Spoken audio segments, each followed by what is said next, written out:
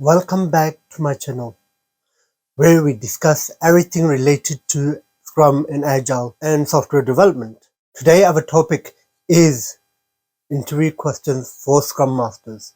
Today I'm going to help you prepare to ace your Scrum Master interview. Before I cover the most common interview questions, I want to help you prepare for the interview. There are 4 resources that I recommend you study before you go for your interview. Firstly, before you go for the interview question, make sure you have read the Scrum Guide.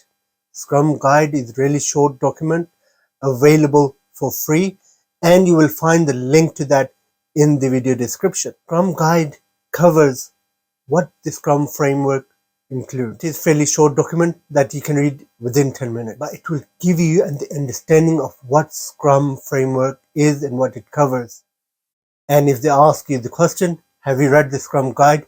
Then you can say yes, and you can say what it includes. So I highly recommend you must read the Scrum Guide. The second and more important, the second resource I want to mention to you is the book written by the co-founder of Scrum, Jeff Sunderland. Book, The Art of Doing Twice the Work in Half the Time, is a really exciting book, and it will prepare you for the Scrum Master interview.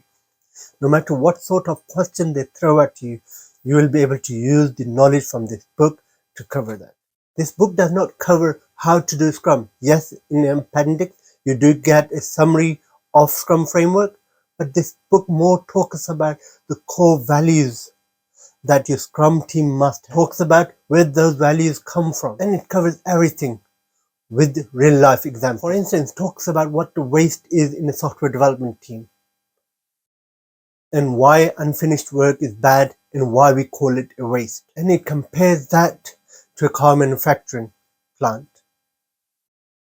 Another example of this is it compares BMW and Toyota production line. And if you fix the bug soon as you find it, the Toyota style, the benefits and outcome of those are compared to BMW style, where they leave all of the defects to right at the end of the production where they fix the defect in the car. This book is highly recommended. If I am interviewing for a Scrum Master role and an experienced Scrum Master comes before me, no matter how much experience he has, if he has not read this book, then chance of me hiring him for a Scrum Master role is minimal. Because this book is a mandatory, from my point of view, for every Scrum Master to read. The next book I want to cover, Scrum Mastery, From Good to Great Servant Leader. This is another recommended book, and a really popular book. It talks about the mindset and the skills you need to be a great Scrum Master. And it takes everything again by examples as well. This is a really popular book. Again, this will help you prepare to ace your interview. If you have read these 2 books, then you are definitely going to ace.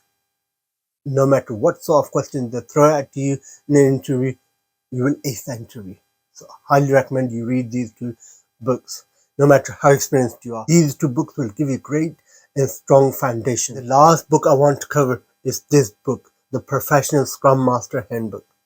Especially if you are new to Scrum and Agile, then I would highly recommend you read this, because this book takes you step-by-step process of what Scrum Master should be doing every single day, how he should run the sprint planning, how he should run the sprint review and sprint retros. So this will give you that practical insight that if you are new to Scrum, that you need. It will make you a great Scrum Master, but it will also give you everything you need to ace your interview. So when you go for your interview question, and if you have read these 3 books, then you have all the knowledge you need and an understanding of Agile and Scrum to ace that interview. Now, let's cover some example interview questions and how you would answer. Here, I will cover some of my favorite interview questions. Question number 1. What is Scrum? And here what I want to know is your understanding of Scrum, where it comes from, the roles in Scrum, and why it is called Scrum. Those of you who play rugby or have seen rugby, then you would know the Scrum is where everyone in the team gets into headlock with one objective of trying to get their hands on that ball. Everyone in the team is headlocked. They are putting all of their effort, all of their strength together to get the ball. And this is what Scrum is about. It's taking that terminology and applying it to software development. And they want everyone in the team to work towards that objective of meeting the sprint goal. I also want to know that you have understanding of Scrum and that you have read the Scrum guide and you can talk about the 3 roles of Scrum: Scrum Master, the Product Owner, and the Scrum team. And for instance, that you are able to say that testers and developers, they all are counted as Scrum team. You can read about this in detail on my blog. I've answered this question in really detail. And every resource you actually need to answer all of the questions I'm going to mention here with long answers are on my blog. I cannot have this video long as 2 hours or 3 hours where I'm going through majority of the interview questions. So I'm going to briefly mention the interview questions and high level answer or where you can find that. I will not go into detail for those answers, but I will certainly share the link of where you can find those answers. Question number 2, and a really popular one I'd really like to ask is, what is the role of a Scrum Master? You're applying for the role of Scrum Master. What does Scrum Master do? What does Scrum Master do whole day long? And here I want you to sort of explain the different skill sets and the different things Scrum Master does. So above here, you will find a link to a video where I describe what the role of Scrum Master is and the 7 things or 7 mini roles that Scrum Master plays. For instance, he is a facilitator. He would facilitate all of the Scrum ceremonies. Scrum Master is a servant leader for his team. A Scrum Master is a coach for his team. A Scrum Master is a coach for wider organization. A Scrum Master is a shield. He is there to protect the team from external influence. Scrum Master is a bulldozer. He is there to remove those impediments that are slowing the team down. The Scrum Master is a continuous improvement advocate for the team.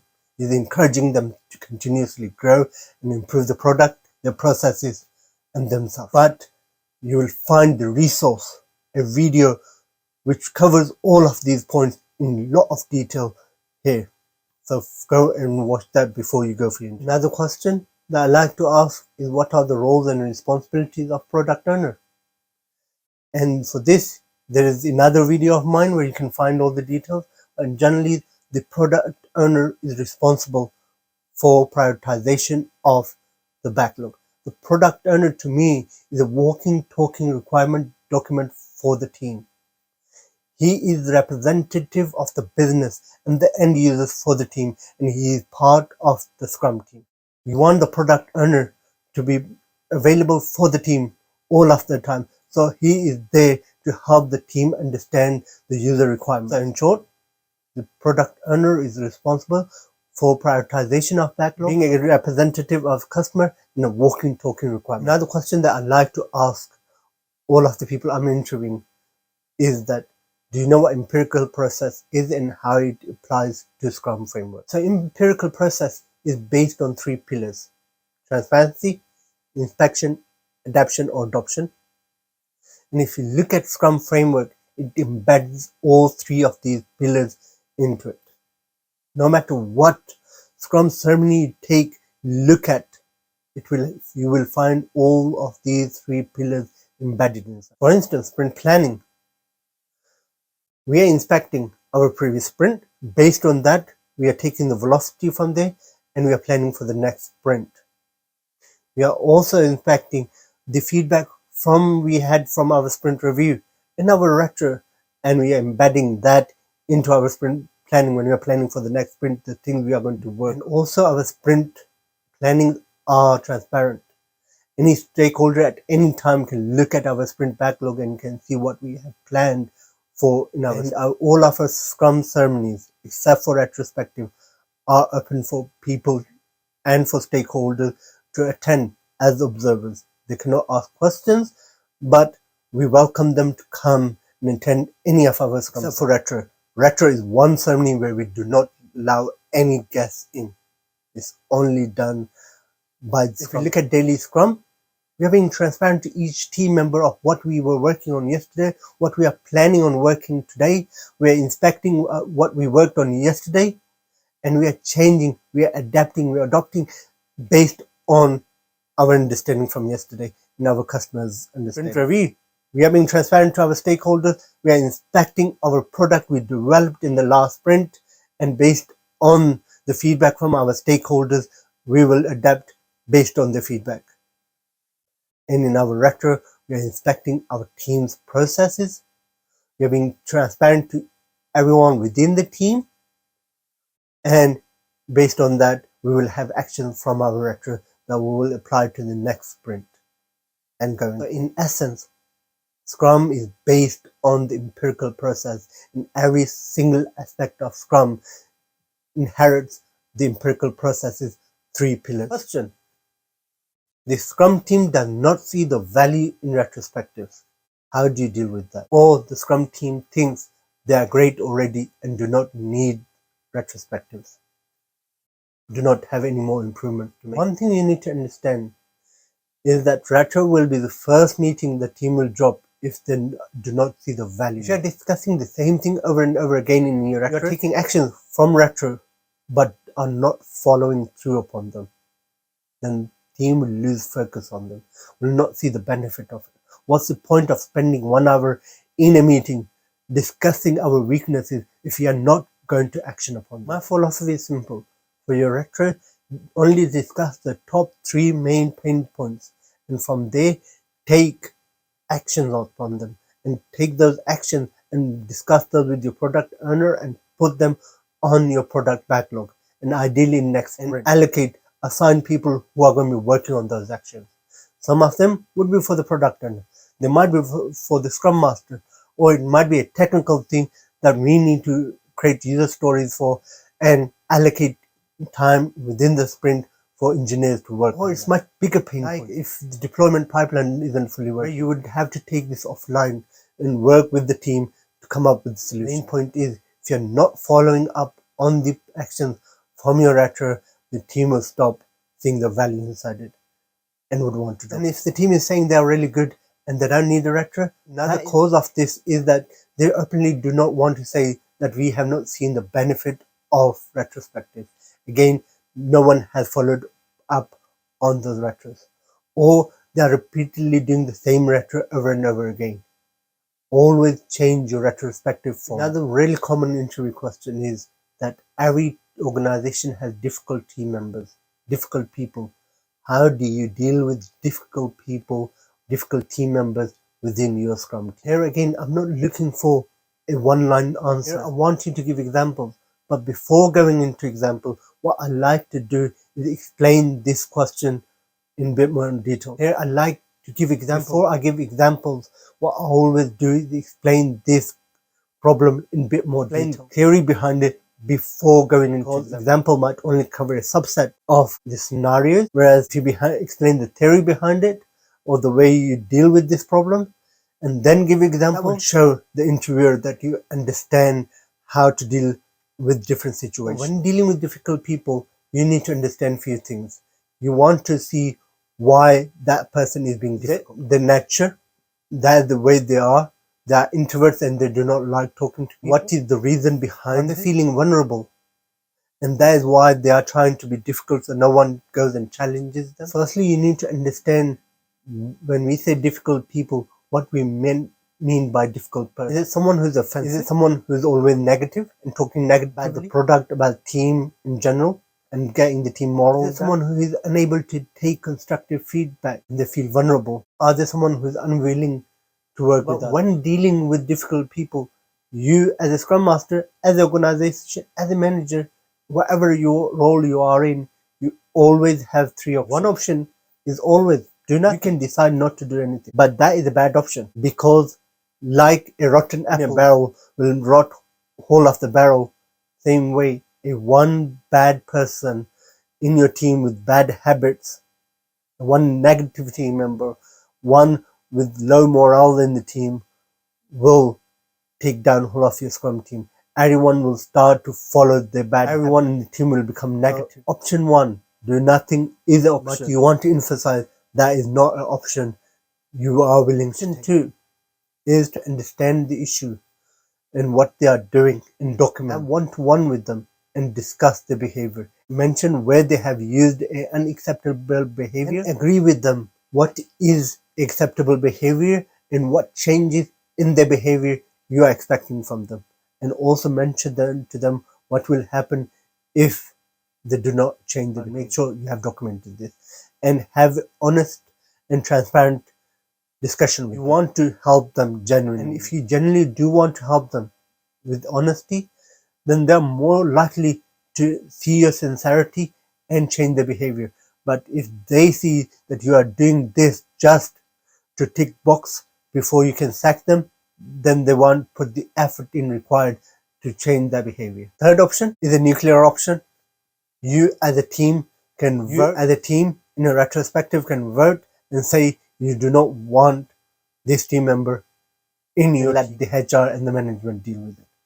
But again, not recommended. Then what you want to do is that after you have discussed the theory behind how to deal with a difficult person, you want to give real life examples, even if it does not relate to when you were Scrum Master. It could be when you were in university or when you were working in a supermarket. The customer was complaining about. Even if your example is weak, but you can explain the theory behind it and how you would go about resolving this problem, then you would ace this. If you just give a situational thing, then you're only covering one part of the theory, and then it fully depends on how difficult situation that was that you were resolving. I always like to explain the theory behind it, then give a couple of examples of where I have dealt with difficult team members. In the interest of time, the next few questions, I'm just going to mention them, not go into detail, but these are the questions you also want to be able to answer in an interview. Questions like, what is the difference between Scrum and Agile? What is invest in user stories? What is the 3 C's? How do you determine the sprint length? One question that I always ask is what learning resources you use, because I want to understand, are they continuously learning, improving themselves? And if there are any learning resources that I didn't know about that I can start using as well. And at the end, make sure you have prepared some questions to ask the interviewer. You want to ask, like, how will my performance be measured? What technology the team is using? All of the various things. Make sure you have written down multiple interview questions. Make sure you have written several questions that you want to ask the interviewer in the interview. Because it might be, if you have just written 1 or 2, even 3, they might all get answered during the introduction. So make sure you go in to the interview with quite a lot of interview questions that you can ask them, and ask the relevant based upon what they have mentioned in the introduction. Also, when you're going for interview, make sure you have done research on the organization. If they ask, what do you know about, you can explain what your understanding of what the organization is. All the resources that I've mentioned, the link to them is below in the description. Also below in the description is linked to my blog. I have a whole blog post relating to the different interview questions. And there are a lot more interview questions mentioned in that blog that I have not been able to cover in this video because of time constraints. Thank you for making so far into this video. And if you have liked this video, then please do not forget to like and share and subscribe. Till next time.